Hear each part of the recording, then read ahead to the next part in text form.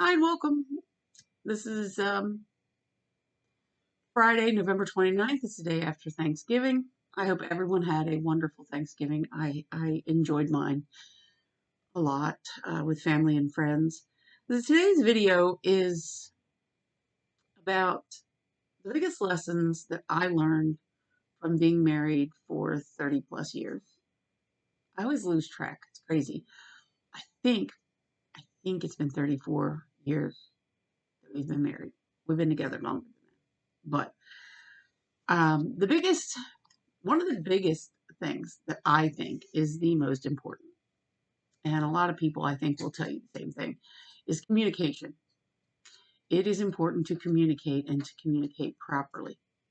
The first thing you have to understand is that you never want to assume that your partner is on the same page you are. You never want to assume that they understand what you're saying. Does that make sense? You can say something and it means one thing to you, but they interpret it another way. So you have to work through that, and you have to make sure that your communication is open and honest. That's the second thing. Communication is key, but also honesty is key. I'm not going to lie. My husband and I were both married once before. Um, I was married for about 2.5, 3 years the first time, but I was too young. I was 18. I was too young to be married. I didn't even know who I was back then. And he was also married for about 2 years. And he said in his first marriage, the one thing that he really, really didn't like was the fact that she would get mad, but not tell him why she was mad.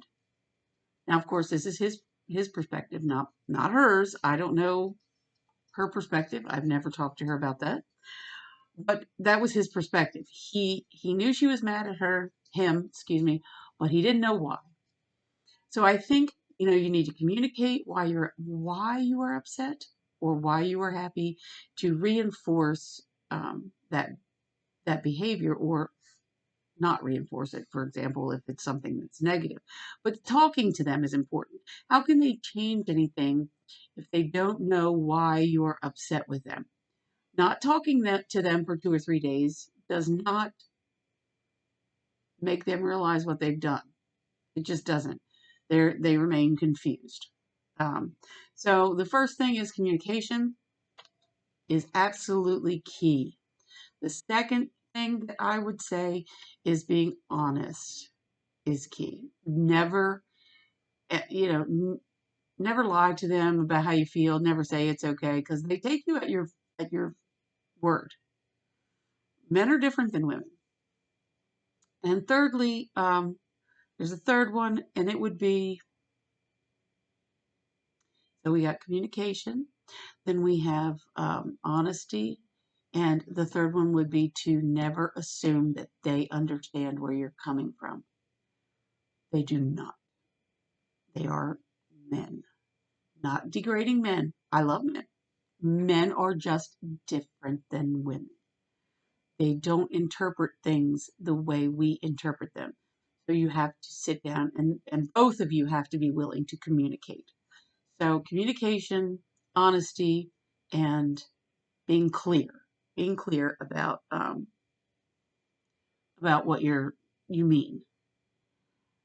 The fourth one would be adapting to change, adapting to each other and accepting each other for who you are and your little quirks. It's often been said that you can't change someone. Once you marry them, or even before you marry them, they are who they are. You have to know who they are and love who they are, not who you want them to be. If that makes any sense. Um, Number five, I would have to say to try and find the humor in situations. There are a lot of challenges when in being married and raising a family. I didn't talk too much about that in the beginning, but yes, raising a family is part of all of that. Everybody has different styles of doing things, My husband has a pretty good sense of humor, and he could bring me out of a depression or a funk, or if I was in some kind of way, he could lighten the mood and make things different, make things better. But it's important that you know who they are. A lot of times we marry thinking that, well, when we get married, things will be different. Things never get different. Things just get possibly worse, possibly they just become, they get more comfortable in who they are. And when I say they, that's men, women, it doesn't matter. I'm including everyone in this conversation. Women have a tendency to get angry and clam up and walk away and not talk about it. Whereas men are problem solvers. Men want to solve the problem, but they have to know what the problem is before they can solve it. So please be clear in your communication and practice a little humor, even self humor. If you have to laugh at yourself, that's fine. You should laugh at yourself. Don't take life too serious. When we take life too serious, it becomes dull and mundane and repetitive, and we don't want that. I mean, we don't want life to become boring.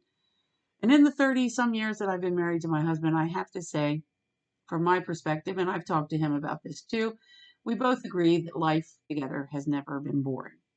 Now, he likes, he's, I don't know if I would call him a planner, but he likes things real even keeled.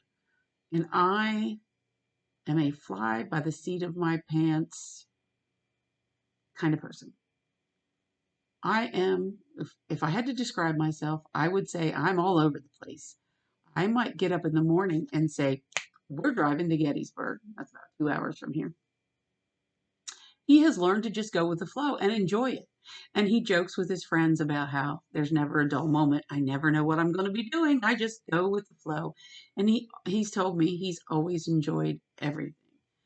And when he was growing up, they didn't go places. They stayed home. So he's been a lot of places with me that he never thought he would get to go. But yeah. So there's a difference in our personalities. He's just a kind of even keeled, go with the flow kind of guy, and I am a grab life by the seat of its pants and just go. And thankfully, he's embraced that and he's found some humor in it and he has enjoyed it. So we have to work together in our relationships. We have to understand, there are days when maybe he wants to stay home or whatever. There have been times when I just go by myself. I've gone by myself. I've gone with a friend, and he's fine with that. It's all give and take. It's give and take. Learn to give, learn to take, learn to be kind to each other, and learn to accept each other for who they are. As I said, I've taken trips, and my husband is like, "You just go ahead, honey, and you have a good time with your sister or whoever you're going with." Usually my sister, and I'll just stay here and take care of the dogs and just it's all good. So I mean I recommend that you're kind to each other. And one final tip that I would give you is don't be jealous. Jealousy destroys everything that it touches. Everything. I would say this to you. If he's going to stay or she is going to stay, they're going to stay. There's nothing you can do to make them stay. Give them some freedom. Don't smother them with jealousy. This is male or female. Jealousy only drives them away. Don't be jealous. My husband is, I mean, he's worked on that a lot in his life, not to be jealous. He understands that if I wanted to go, I'd go. I'm not staying. And I know the same about him. So there's no need in being jealous it is what it is. So those are my tips, and these are the things that I've learned from being married over 30 years. We've had fun times, we've had bad times, we've had money, we've had no money. It's been this crazy ride, and the two of us are on it together. And I'm glad that we're on it together. It's been amazing. I want to thank you guys for being here. I hope everyone had a wonderful Thanksgiving. And that's my advice for those of you who are working on marriage. Just take it one day at a time. Learn to accept each other for who you are. Communicate, be honest, and find the humor in stuff. It's the only way you're going to get through life together. Have a great day.